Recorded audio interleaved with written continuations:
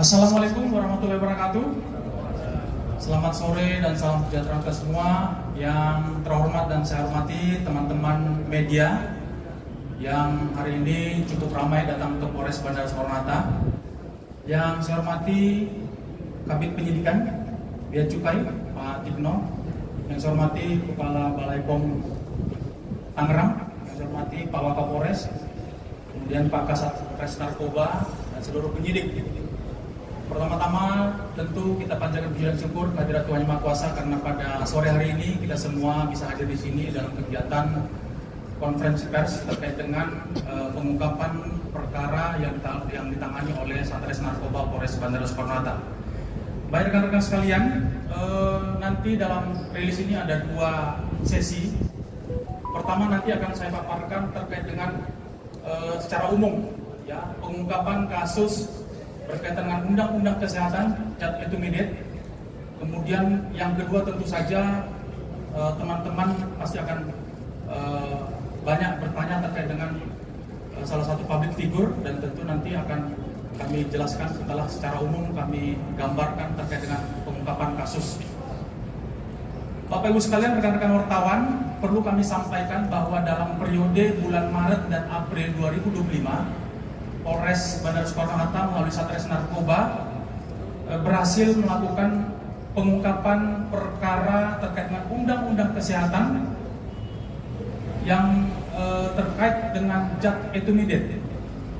Dalam perkara ini ada 4 kasus atau 4 laporan polisi yang ditangani oleh Polres Bandara Soekarno-Hatta, di mana 3 perkara merupakan joint operation atau kerjasama antara Bea Cukai Bandara Soekarno-Hatta dan Polres Bandara Soekarno-Hatta, sehingga kemudian dari 4 perkara tersebut Polres Bandara Soekarno-Hatta berhasil melakukan penangkapan terhadap 7 tersangka.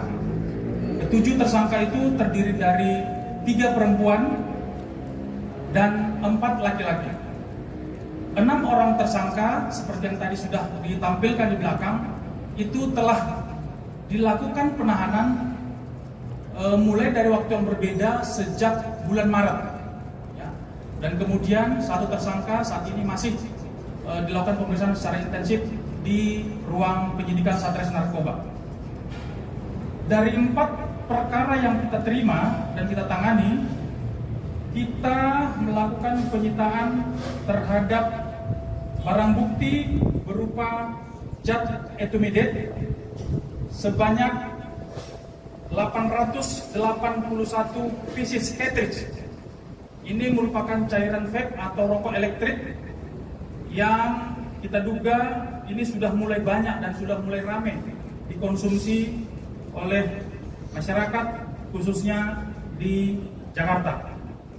Dan tentu saja teman-teman bertanya kenapa Polres Bandara? Karena kita tahu Bandara Soekarno-Hatta ini adalah pintu masuk kedatangan dari luar negeri, dan semua barang bukti ini merupakan barang-barang yang didatangkan atau dibawa dari luar negeri. Ada yang dari Malaysia dan ada yang dari Thailand.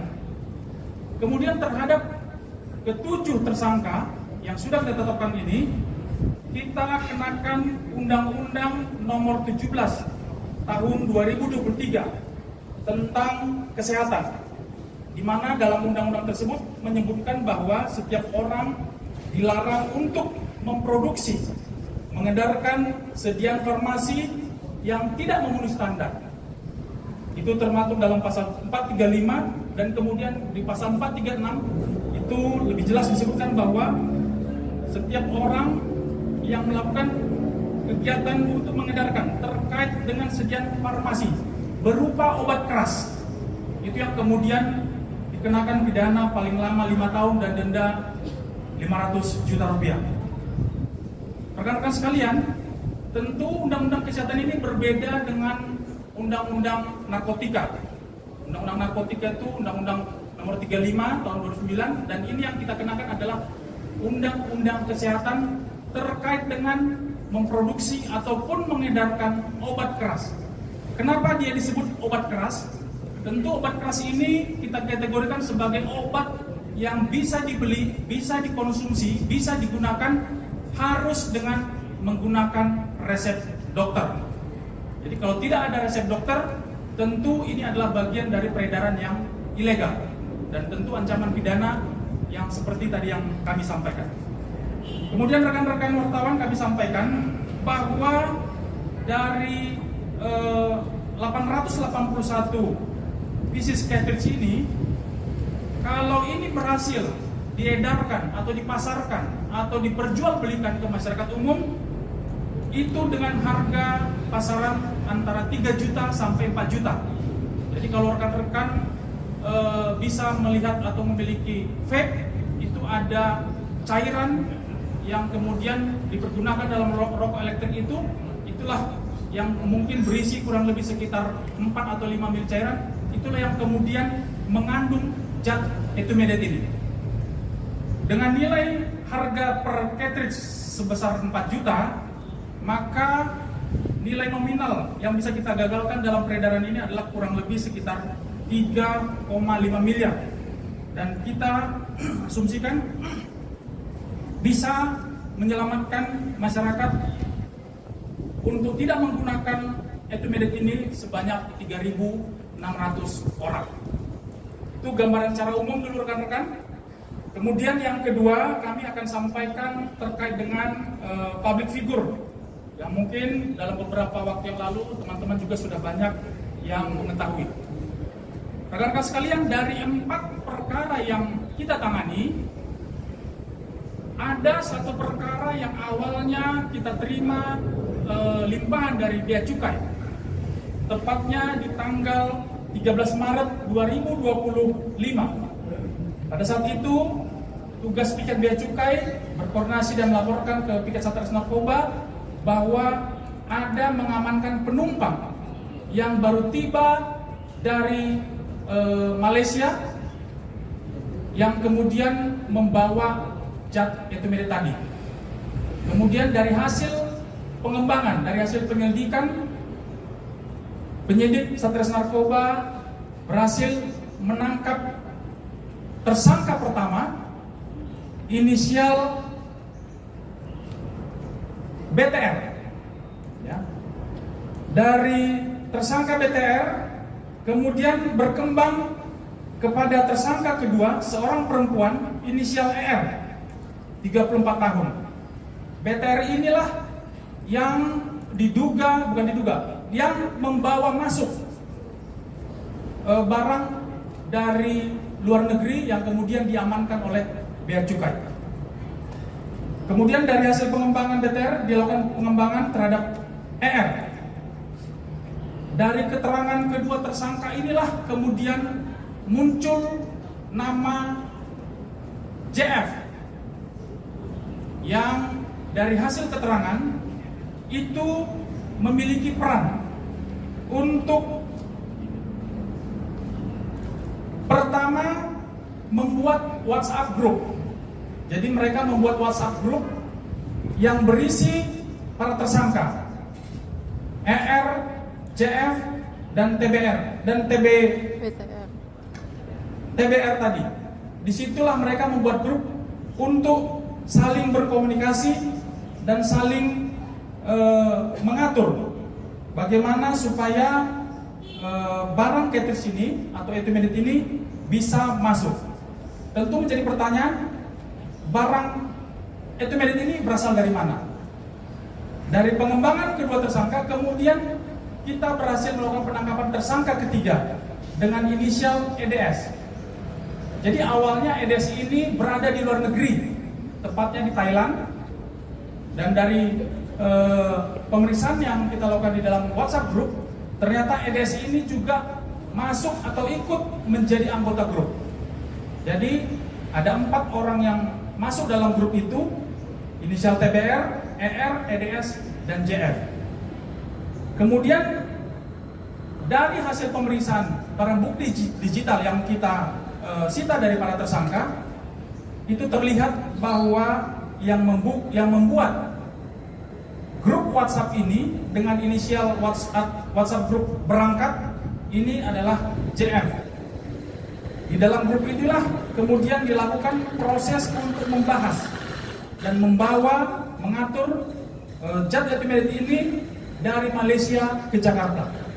Kemudian disitulah diatur dan disiapkan tiket untuk keberangkatan dari Malaysia ke Jakarta.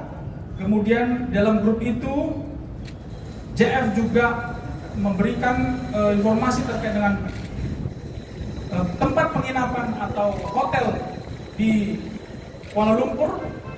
Kemudian dalam proses membawa ke Jakarta, JF juga melakukan pengawasan dan pengontrolan, karena memang di awal masuknya barang ini awalnya sempat dilakukan oleh pemeriksaan secara detail oleh Bea Cukai, dan kemudian ada komunikasi di dalam grup ini bahwa barang atau zat etimedet ini akan diurus sehingga untuk bisa dikeluarkan.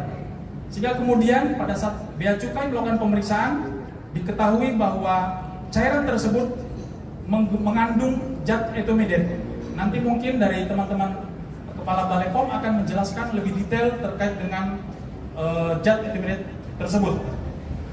Kemudian rekan-rekan sekalian, dari hasil proses penangkapan tersangka pertama, tersangka kedua, tersangka ketiga, JF ini di tanggal 17 April sudah kita lakukan pemeriksaan sebagai saksi. Ini yang kemudian teman-teman pernah menanyakan apakah ditangkap di tanggal tersebut. Kami sampaikan bahwa di tanggal 17 April JF ini datang memenuhi panggilan penyidik untuk dimintai keterangan sebagai saksi. Kemudian dalam prosesnya 3 orang tersangka yang berkas perkaranya terpisah, ini kemudian kita kirim ke jaksa penuntut umum. Kemudian ada petunjuk-petunjuk yang harus kita lengkapi, diantaranya konfrontir antara ketiga tersangka dengan JF. Kemudian dari alat bukti yang kita terima dari pemeriksaan digital forensik dan pemeriksaan laboratorium forensik terkait dengan zat yang dikandung oleh zat di dalam etimedet tersebut, maka per tanggal 3 hari Sabtu, tanggal 4 ya, tanggal 3 Mei 2025, berdasarkan hasil gelar perkara yang dilakukan oleh penyidik Satres Narkoba, JF ini kemudian ditetapkan sebagai tersangka dalam kasus Undang-Undang Kesehatan. Kemudian rekan-rekan sekalian, penangkapan terhadap JF dilakukan pada hari Minggu kemarin, semalam. Tepatnya kurang lebih antara pukul 6 sore sampai 7 di daerah Bintaro, dan yang bersangkutan saat ini masih dilakukan pemeriksaan secara intensif oleh penyidik. Yang perlu kami sampaikan kepada teman-teman bahwa penjelasan dari pengacara bahwa setelah tanggal 17 yang bersangkutan juga kita sampaikan untuk datang memenuhi panggilan. Saat itu pengacara menyampaikan bahwa saudara Jeff ini sedang mengalami gangguan kesehatan dengan melampirkan surat keterangan dokter, dan memang dari hasil pada saat penyidik melakukan menjemput tersangka dari Serpong, dari kondisi kesehatan, dari kondisi yang bersangkutan memang terlihat masih dalam kondisi yang kurang sehat, tetapi yang bersangkutan kooperatif untuk memberikan keterangan kepada penyidik, dan kita masih memiliki waktu sampai jam 7 malam hari ini untuk mengambil keputusan apakah terhadap JF ini apakah dilakukan penahanan atau tidak dilakukan penahanan, tentu dengan mempertimbangkan segala aspek, ya, dengan mempertimbangkan segala aspek. Kami tadi juga tidak membawa yang bersangkutan ke sini karena memang dari kondisi fisik saudara JF ini masih harus melakukan belum boleh bergerak, belum boleh banyak beraktivitas, sehingga dengan kondisi dan aspek kemanusiaan, Saudara Jeff belum bisa kami hadirkan, dan mungkin teman-teman melalui Humas tadi sudah menunjukkan bahwa yang bersangkutan saat ini berada di ruang pemeriksaan di Satres Narkoba di lantai 4 dan masih melakukan memberikan keterangan kepada penyidik. Mungkin itu yang kami sampaikan kepada rekan-rekan. Nanti hal-hal yang lebih ingin tanyakan, kami berikan waktu untuk tanya jawab kepada Pak Kasat Narkoba. Selanjutnya kami kembalikan kepada pembawa acara. Itu adalah sebagai anestesi ataupun bahasa sederhananya adalah obat bius. Jadi ini adalah sebuah penyalahgunaan obat bius yang harusnya dalam praktek penggunaannya dalam dunia medis adalah dengan pengawasan tenaga ahli yang memiliki keterampilan, yang memiliki kewenangan. Akan tetapi dalam penggunaannya, dalam penyalahgunaan terkait vape ini, tentu saja hal ini membahayakan kesehatan masyarakat. Dan selanjutnya yang kami sampaikan bahwasanya obat keras sekali lagi tidak boleh digunakan tanpa resep dokter.